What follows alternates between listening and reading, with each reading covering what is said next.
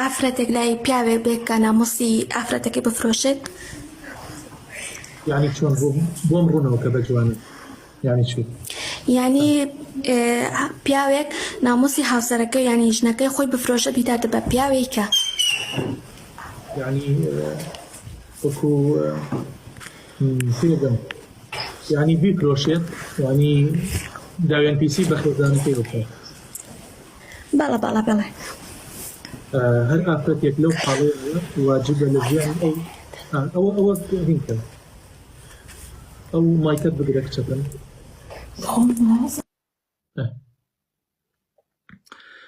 ئەم خوشکە پرسیاری ئەوە کە ئایا دروستە ئافرەت لای پیاوێک بێنێتەوە ئەم پیاوە بازرگانی بە ژنەکەیەوە بکات، ژنەکەی بەکرێ بدات داوێن پیسی بە خێزانەکەی بکات بۆ پارە، نەک جائیز نییە.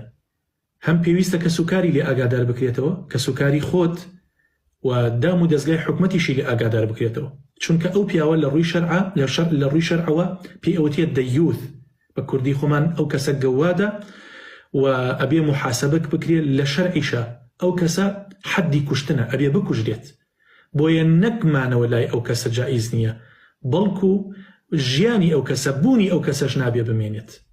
بۆیە بە هیچ شێوازێک مانەوە لەگەڵ پیاوی وایە دروست نییە، ئەوە بەناو پیاوە گینەوە هەر پیاو نییە بەڕاستی.